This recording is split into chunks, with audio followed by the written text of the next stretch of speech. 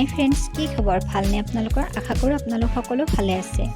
আজি মই আপোনালোকৰ বাবে লৈ আহিছোঁ এখন চয়াবিনৰ ৰেচিপি। তেনেহ'লে আহকচোন ৰেচিপিটো আৰম্ভ কৰোঁ।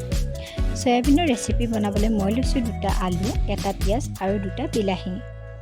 চয়াবিনখিনি মই পানীত ভালদৰে তিয়াই থৈছিলোঁ আৰু এতিয়া মই চয়াবিনখিনি ভালদৰে ধুই ল'ম। চয়াবিনখিনিৰ পৰা পানীটো ভালদৰে আঁতৰাই পেলাব যাতে চয়াবিনখিনি ভালদৰে শুকান হৈ পৰে। মন কৰিব চয়াবিনখিনি প্ৰায় 2বাৰ বা 3বাৰ ধুই ল'ব। মোৰ চয়াবিনখিনি ধোৱা হৈ গৈছে। তেনেহ'লে আহক নেক্সট প্ৰচেছলৈ আগবাঢ়ো। বিলাহীখিনি এনেদৰে কাটি লৈছোঁ, আলুটো কাটি লৈছোঁ আৰু পিঁয়াজ 2টা মই পিঁয়াজটো এনেদৰে কাটি লৈছোঁ। কেৰাহীখন গেছত উঠাই দিছোঁ আৰু তাত দিছোঁ মই তেল। তেলখিনি গৰম হ'লে মই ইয়াত দিম হালধি। হালধিখিনি ভালদৰে হৈ যোৱাৰ পাছত মই ইয়াত দিম চয়াবিনখিনি। চয়াবিনখিনি দিয়াৰ পাছত ভালদৰে লৰাই ল'ব।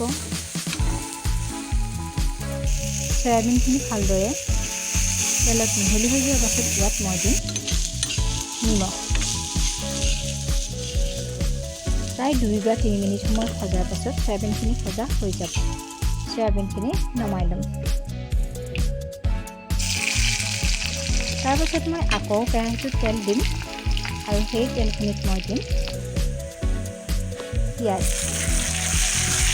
আপুনি ইচ্ছা কৰিলে ইয়াতে তেজপাত বা আদা নহৰু পেষ্ট দিব পাৰে, কিন্তু মই দিয়া নাই। পিঁয়াজখিনি অলপ ৰঙচুৱা হোৱাৰ লগে লগে মই ইয়াত দিম বিলাহীখিনি আৰু বিলাহীখিনি দিয়াৰ ঠিক পাছতেই মই দিম আলুখিনি আৰু ভালদৰে মিক্স কৰি ল'ম। প্ৰায় 2 মিনিটমান সময় ভজাৰ পাছত ইয়াত মই দিম হালধি। হালধিখিনি দি মই আকৌ 2 মিনিটমান সময় ভালদৰে ভাজি ল'ম আৰু তাৰ পাছত মই ইয়াত দিম চয়াবিনখিনি দিয়াৰ পাছত মই তেতিয়ালৈ এইখিনি ভাজিম তেতিয়ালৈ আলুটো ভালদৰে সিজি নাহে।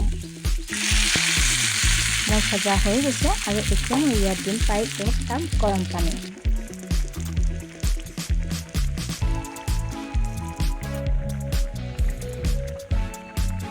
আৰু দিম নিমখ,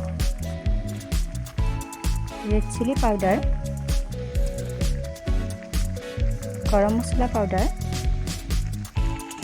আৰু ধনিয়া পাউডাৰ।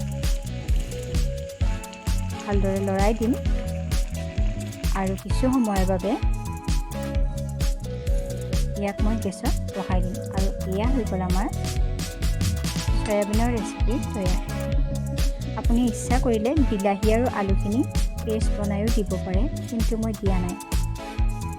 আৰু এয়া হৈ গ'ল আমাৰ চয়াবিনৰ ৰেচিপি তৈয়াৰ। যদি ভিডিঅ'টো ভাল লাগিছে লাইক, শ্বেয়াৰ আৰু কমেণ্ট কৰিবলৈ নাপাহৰিব। লগতে চেনেলটো ছাবস্ক্ৰাইব কৰি দিব। তেনেহ'লে আজিলৈ